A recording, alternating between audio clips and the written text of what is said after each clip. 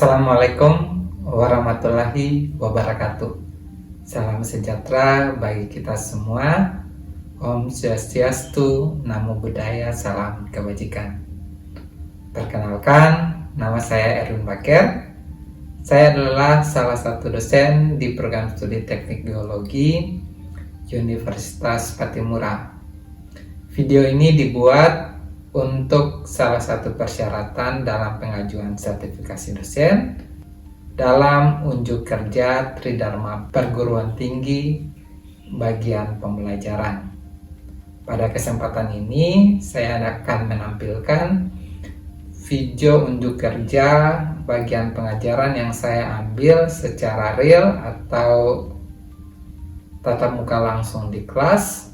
Mata kuliah yang saya pilih dalam video pembelajaran ini yakni mata kuliah Geologi Fisik yang diajarkan pada semester 2. Pada kesempatan ini, saya mengambil mata kuliah Geologi Fisik ini yang sedang berlangsung pada semester antara tahun 2025. Berikut adalah deskripsi singkat dari mata kuliah Geologi Fisik. Geologi fisik merupakan ilmu dasar geologi, terutama yang menyangkut aspek fisik dari bumi, yaitu batuan, proses-proses geologi yang terjadi di permukaan dan di bawah permukaan, serta kaitannya dengan fenomena alam yang terjadi yang keterkaitannya dengan manusia. Dari deskripsi tersebut, ada 3 capaian pembelajaran yang ingin dicapai dari mata kuliah ini. Yang pertama, mahasiswa dapat mengenal objek geologi yang utama dan mempunyai kemampuan untuk mendeskripsikan dan menjelaskan fenomena geologi tersebut serta proses kejadiannya. Yang berikut, mahasiswa mampu menjelaskan pengetahuan dasar yang meliputi proses mekanis dan kimiawi yang bekerja di dalam dan di luar bumi, termasuk yang berkaitan dengan sumber daya mineral dan energi. Yang ketiga, mahasiswa mampu mengenal dan mendeskripsikan jenis-jenis batuan dan mineral, konsep stratigrafi dan skala waktu geologi, mengidentifikasi struktur geologi, serta mengenal bencana alam dan proses yang mengontrolnya, membuat peta dan penampang geologi. Dalam mata kuliah Geologi Fisik ini, ada beberapa aspek penilaian. Yang pertama, partisipasi dengan bobot 10%, tugas individu dengan bobot 10%, ujian tengah semester 25%, ujian akhir semester 25%, dan praktikum 20%. Selain mahasiswa mendapat pembelajaran di kelas, mahasiswa juga akan mengerjakan proyek di laboratorium. Akhir dari perkuliahan ini, mahasiswa akan diajak ke alam untuk menyelidiki langsung di lapangan fenomena dan mendeskripsikan apa yang mereka telah pelajari di kelas dengan melihat yang terjadi di alam secara langsung. Berikut adalah contoh video pembelajaran yang saya ambil secara langsung yang terlaksana pada semester pendek tahun 2025. Pada topik ini saya mengambil batuan beku sebagai contoh dari video pembelajaran yang saya tampilkan. Ya, selamat pagi adik-adik mahasiswa sekalian. Pada pertemuan kali ini kita akan membahas tentang batuan beku. Sebelumnya, untuk pertemuan-pertemuan yang berikut, kalian sudah mempelajari tentang pembentukan tata surya dan bagaimana umur dari bumi itu dihitung. Nah, metode-metode untuk mekanisme pembentukan tata surya dari postulat maupun hipotesis-hipotesis itu sebenarnya direkam oleh atau direkam dalam batuan. Dalam batuan di permukaan bumi ini ada tersusun dari beberapa jenis batuan. Ada batuan beku, apalagi batuan metamorf, ada lagi batuan sedimen. Nah, di dalam batuan-batuan itu yang merekam kira-kira peristiwa-peristiwa apa saja yang pernah terjadi di bumi. Baik di dalam batuan sedimen, mungkin kalau dalam batuan sedimen akan berhubungan dengan fosil. Di dalam batuan beku itu biasanya berhubungan dengan bagaimana bumi itu terbentuk karena terrekord dalam isotop atau biasa kita sebut sebagai geokimia. Di pertemuan kali ini kita akan bicara tentang salah satu tipe batuan yang kita kenal dengan batuan beku. Oke, jadi tujuan yang ingin dicapai dari mata kuliah ini yang pertama, mahasiswa memahami proses magma, dapat menguraikan pembentukan batuan beku, menentukan jenis dan komposisi batuan beku. Lalu yang berikut, mahasiswa mengenal dan dapat menggambarkan bentuk batuan beku di bawah permukaan bumi. Jadi dari tujuan interaksional ini nanti kita ramu dalam bentuk ceramah atau tatap muka di kelas, dan juga untuk lebih memperdalam adik-adik untuk mengerti tentang batuan beku dan bagaimana mekanisme pembentukannya.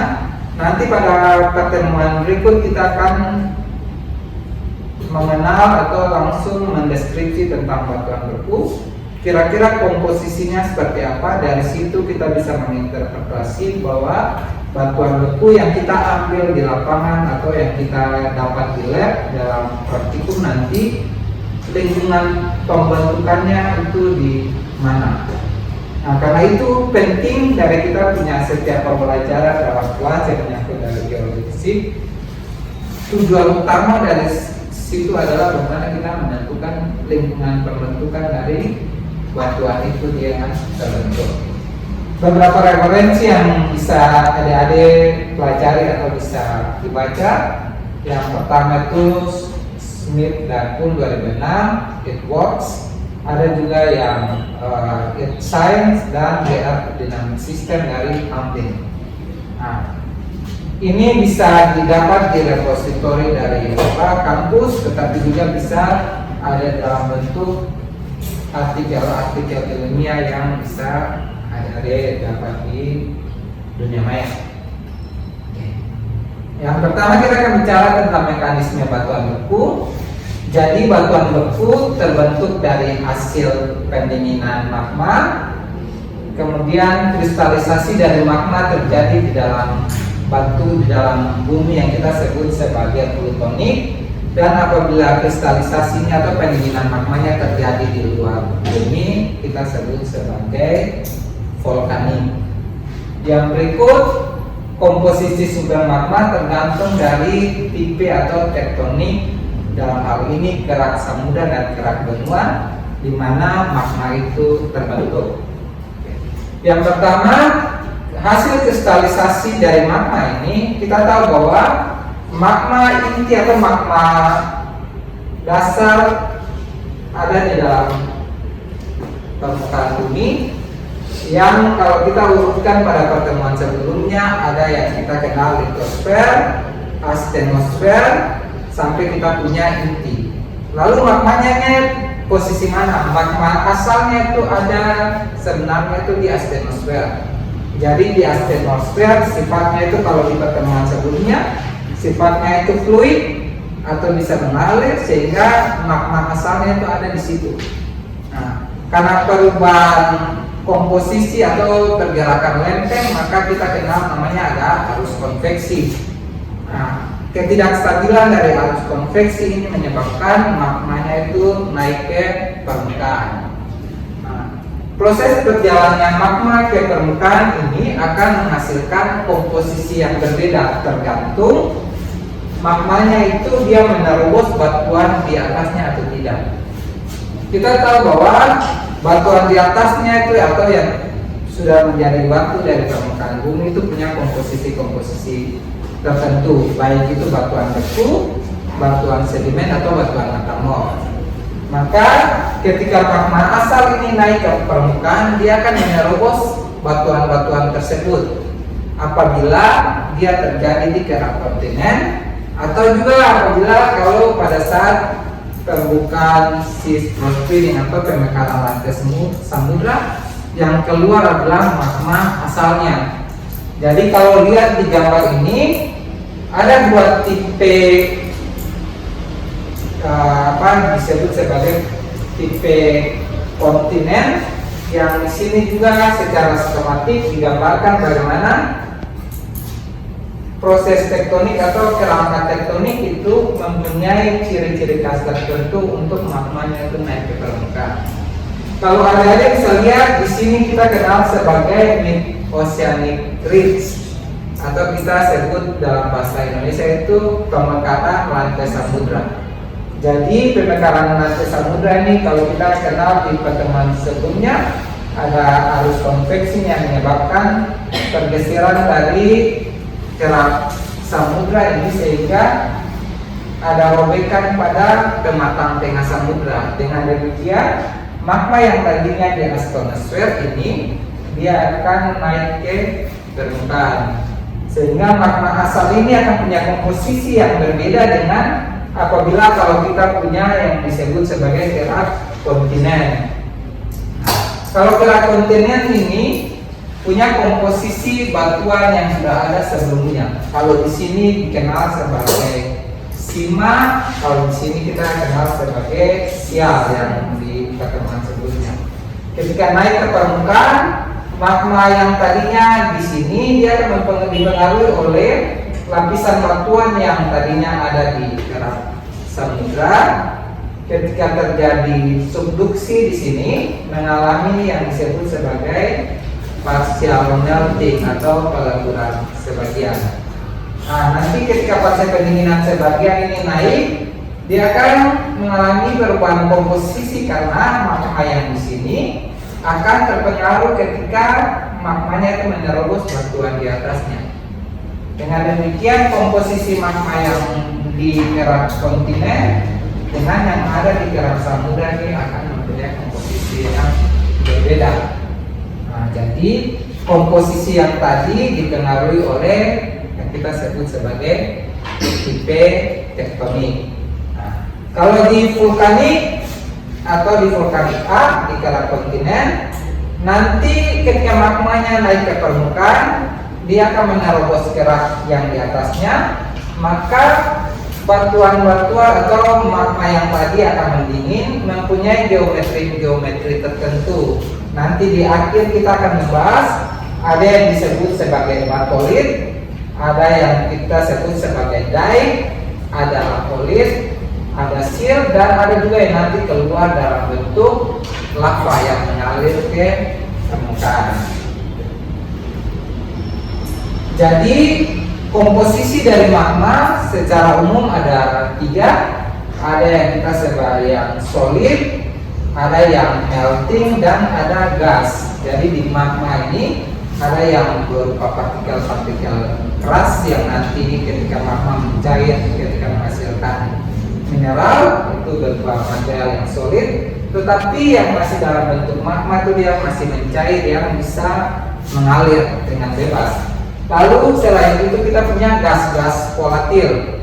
Nah, gas-gas ini biasanya itu menjadi tekanan permukaan seperti air, karbon dioksida, dan sulfur dioksida yang ada pada magma. Nanti kalau keluar di permukaan, nanti kita akan kenal seperti kalau ada yang pernah jalan ke pantai atau pernah di lingkungan api, ketemu batuan yang punya pori-porinya itu besar-besar. Atau biasa kalau di pantai-pantai, kalau kita di Maluku sini kayak kan pantai punya batu apung. Nah, kalau ada lihat batu apung itu pori-porinya banyak sehingga dia bisa terapung di laut. Nah, keluarnya volatil yang ini, gas-gas volatil ini yang menyebabkan sehingga punya rongga yang cukup banyak. Bagaimana gasnya keluar ketika gas yang punya komposisi atau tekanan tinggi di bawah permukaan ketika terlontar akibat proses vulkanisme, dia akan menyentuh udara yang punya tekanan yang berbeda.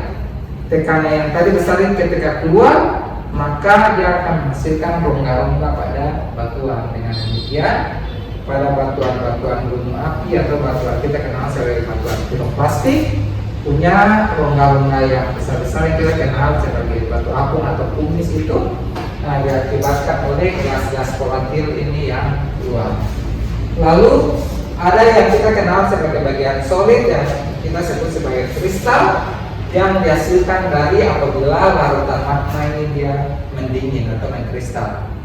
Dari kristal-kristal itu yang menjadi cikal bakal akan membentuk batuan nanti.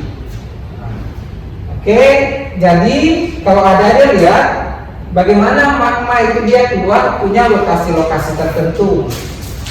Ada beberapa tipe yang di bumi kita punya yang disebut sebagai mantle pool apabila ada ketidakseimbangan di asthenosfer sehingga magma ini dia keluar ke permukaan. Jadi yang kita sebut sebagai hotspot volcano. Kalau di dunia itu di Hawaii-nya sana banyak. Jadi kalau kita punya asthenosfer, kita punya litosfer, lalu magmanya itu keluar ke permukaan seperti ini. Yang berikut ada tipe subduksi yang kita hasil dari tipe subduksi ini daerahnya kita sebut sebagai volcanic arc. Apabila kita punya kerak samudra mengalami subduksi terhadap kerak kontinen, maka partial melting yang terjadi di sini akan naik magma yang dihasilkan, lalu akan membentuk kita kenal sebagai gunung api atau keraknya itu disebut sebagai volcanic arc. Komposisi hotspot magma yang keluar ini akan berbeda dengan komposisi yang ada di sini. Lalu yang berikut kita punya mid oceanic ridge. Mid oceanic ridge ini apabila adanya yang kita sebut sebagai divergen dari lempeng. Dari situ maka ada yang namanya robekan pada kerak samudra yang kita sebut sebagai pematang tengah samudra yang ini. Dari situ kita akan mendapat magma yang keluar. Komposisi magma yang keluar ini juga akan punya komposisi yang berbeda dengan yang ada di volcanic arc ini. Lalu kalau yang ini di laut, ada juga yang di darat. Kalau yang di darat kita punya yang namanya continental rifting. Kalau yang ini lagi terjadi sekarang di Afrika sana.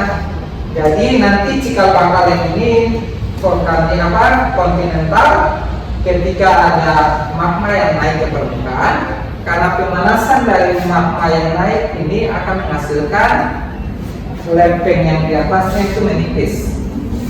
Lempengnya itu dia akan menipis, maka terjadi retakan-retakan pada naiknya magma ini. Dengan demikian yang ini akan mengalami pergeseran, rifting, ditekan dari bawah, maka lama-kelamaan yang tadinya darat ini dalam proses selanjutnya dia akan bisa nanti rifting menjadi yang kita kenal sebagai oceanic ridge. Tetapi yang sekarang ini tipenya ini masih yang ada di darat. Jadi perlu dikenal bahwa magma yang keluar di permukaan bumi ada beberapa tipe. Ada yang kita sebut sebagai hotspot volcano kalau dia keluar dalam bentuk gunung api di kerak samudra. Yang ini banyak di Indonesia karena kita punya kontinen dengan samudra yang menghasilkan subduksi, umumnya itu ada di selatan Jawa, maka kita kaya akan gunung api. Lalu kita ada juga yang namanya oceanic ridge. Lalu yang ini yang terjadi di rifting apabila terjadi di kontinental. Seperti itu ya. Perubahan komposisi itu menghasilkan adanya modifikasi dari komposisi magma. Lalu ada beberapa perubahan yang kita kenal sebagai fraksionasi kristal. Karena magma naik ke permukaan yang tadinya punya temperatur yang tinggi, ketika naik ke permukaan dia akan mengalami pendinginan magma. Nah, hasil dari pendinginan magma ini dia akan menghasilkan kristal-kristal. Kristal ini yang menjadi cikal bakal ketika dia menyatu atau agregat akan menghasilkan batuan. Kita tahu di awal batuan itu adalah tersusun dari satu atau lebih dari beberapa kristal atau mineral. Nah, jadi perubahan komposisi yang pertama itu yang disebut sebagai fraksionasi kristal. Bagaimana dia terjadi? Fraksionasi kristal itu apabila ketika magma asal mengalami pendinginan, dalam pendinginan magma itu ada mineral atau kristal-kristal yang terbentuk pada temperatur yang tinggi, tetapi ada juga yang terbentuk pada temperatur yang rendah. Contohnya, kalau di awal ada yang kita kenal sebagai olivin, piroksen, itu mineral-mineral tersebut terbentuk pada temperatur yang tinggi.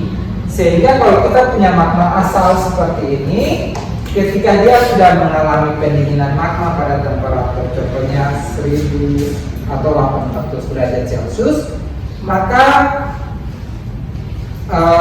olivin atau piroksennya itu sudah terbentuk.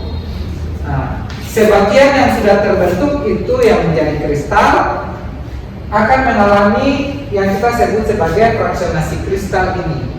Berarti komposisi magmanya contohnya 100%, yang 10%-nya itu sudah jadi kristal olivin atau sudah menjadi kristal piroksen. Magmanya itu komposisinya itu sisa 90%, karena 10%-nya itu sudah diambil oleh olivin sama piroksen tadi. Dengan demikian komposisi yang awal ini sudah tidak sama lagi. Kristal yang tadi yang dalam bentuk solid itu karena berat akan jatuh ke bagian dasar dari magma yang kita sebut sebagai gravity settling. Jadi yang besar-besar dia akan mengendap atau menumpuk di bagian bawah dari magma itu. Sementara yang melting atau yang masih mencair dia akan cenderung masih di atas untuk menerobos ke permukaan terus, karena perubahan komposisi magmanya juga punya densitas akan berubah. Dengan demikian dia akan lebih ringan untuk naik ke permukaan. Oke, sampai sini ada yang mau bertanya? Silakan. Oke, silakan. Karena nanti batuan dengan komposisi ini sama, tetapi bisa memiliki warna dan kepadatan yang berbeda. Nah, kira-kira apa saja yang mempengaruhi hal itu? Batuan beku punya komposisi yang sama, tetapi punya warna yang berbeda. Warna ini biasanya dipengaruhi oleh magma, komposisi magma, tetapi juga bisa dipengaruhi oleh larutan yang kita sebut sebagai larutan pengotornya apa. Nah, umumnya itu dipengaruhi oleh komposisi. Jadi kalau kita punya magma yang kaya akan SiO2, umumnya akan lebih terang dibandingkan yang SiO2-nya sedikit. Bagaimana SiO2-nya itu muncul? Kalau kita lihat ambil contohnya di partial melting ini saja. Partial melting ini terjadi, maka magma yang dihasilkan ini biasanya itu SiO2-nya yang mendingin, lalu ada kristal-kristal yang terbentuk. Kristal-kristal yang terbentuk itu dia akan menghasilkan SiO2-nya itu meningkat. SiO2. Jadi dengan meningkatnya SiO2, maka warnanya itu akan cenderung lebih terang. Itu mungkin jawabannya. Bisa? Oke, kita lanjutkan. Tanyakan? Ya, Pak. Mungkin pertanyaan saya terkait bagaimana mekanisme ataupun proses pembentukan atau reduksinya, atau mungkin pembentukan atau mekanisme dari bagian itu. Oke. Ya. Kita lihat kembali. Ini adalah batuan obsidian yang tadi ditanyakan oleh Kisha. Kalau lihat di dalam skematik atau klasifikasi cat ini, dia punya deskriptif, itu artinya atau teksturnya itu glass atau glass. Jadi di dalam mineral, di dalam pembentukan batuan ada berupa mineral, tetapi ada juga yang bersifatnya itu glass. Bagaimana glass ini terjadi? Obsidian ini mempunyai ciri khusus. Artinya dia itu terjadi bersifat ekstrusif. Jadi dia hanya terjadi pada lingkungan-lingkungan gunung api akibat dari letusan. Bagaimana teksturnya yang glass ini? Jadi kalau teksturnya glass seperti kita punya glass di rumah. Jadi seperti kaca gitu kalau secara umum, tetapi dia punya komposisinya itu warnanya lebih gelap. Bagaimana sampai dia bisa gelasnya ini terbentuk? Yang tadi di awal disampaikan bahwa untuk perubahan magma menjadi mineral ada faktor yang kita sebut sebagai pendinginan magma yang dipengaruhi oleh temperatur. Nah, apabila temperaturnya itu berubah secara perlahan, maka magmanya ini masih punya kesempatan untuk membentuk mineral. Tetapi kalau membentuknya secara cepat, maka mineralnya itu bisa tumbuh, tetapi mineralnya itu akan lebih kecil-kecil. Apabila penurunannya secara tiba-tiba, maka tidak sempat untuk membentuk mineral lagi. Kalau dia tidak sempat membentuk mineral, maka tekstur yang terbentuk itu hanya yang kita sebut sebagai glass. Kesimpulannya kita saat ini bahwa perubahan komposisi magma itu dipengaruhi oleh fraksionasi kristal, asimilasi, dan kita kenal sebagai magma mixing. Lalu kerangka tektonik itu sangat berpengaruh terhadap perubahan dari komposisi magma. Dari perubahan dari komposisi magma itu akan menghasilkan tipe batuan yang berbeda-beda. Tipe batuan ini yang akan nanti kita pelajari lebih lanjut secara deskriptif pada pertemuan selanjutnya dan di praktikum nanti. Demikian deskripsi singkat serta cuplikan proses pembelajaran mata kuliah Geologi Fisik yang saya ampu semoga dapat memberikan manfaat dan sebagai gambaran kinerja pengajaran yang saya lakukan secara khusus.